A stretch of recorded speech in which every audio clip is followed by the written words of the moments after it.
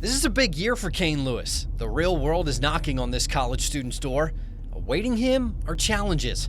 There's the coronavirus pandemic, a trade war with China, and you can't forget about Mother Nature. Well, it was kind of a wet year to start out with. Definitely different. We plant mostly floodplain ground, but I was able to, actually do all of the planting and most of the spraying this year. So that's the biggest thing for me with this planting season, was to prove to myself that I can do it by myself. No one else needs to be around. I'm independent. I'm 20 years old and I can still do things. He plans on taking over the family corn and soybean business. And while he says it's been difficult, there's nothing else he'd rather do.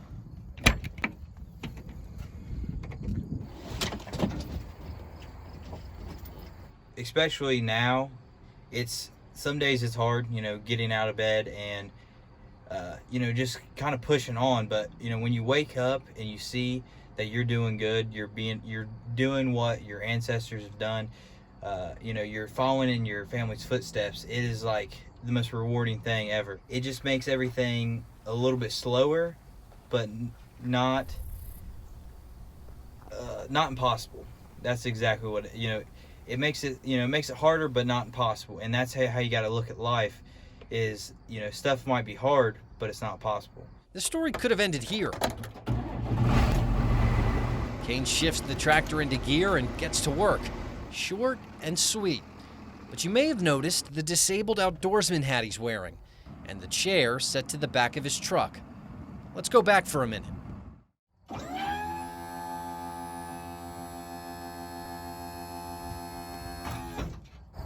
November 16th, 2019. I woke up any morning going bow hunting down at the farm. I got into the tree stand, it was hunting, everything seemed to be normal. Deer was moving. I thought I was gonna, bag a big whitetail that day. And then I woke up on the ground.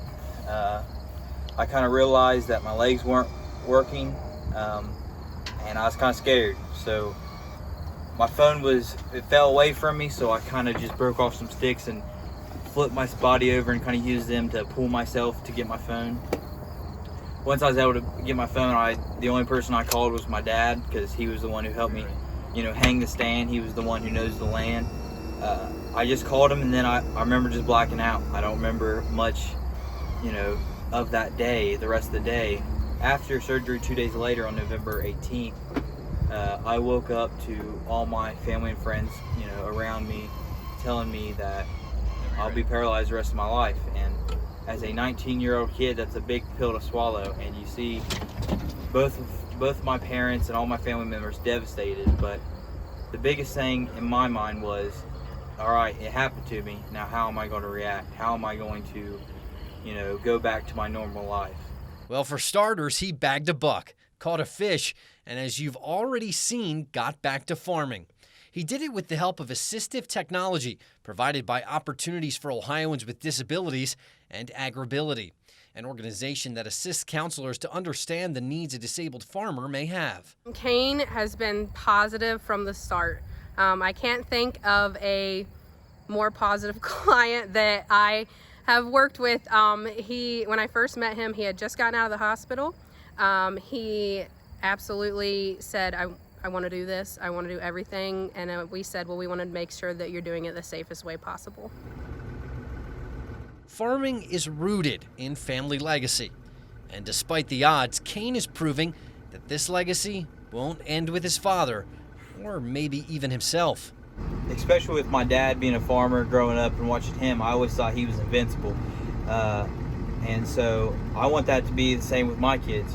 Growing up, I want them to be a sixth-generation farmer, and they look at me that like I can do anything too. I want to be.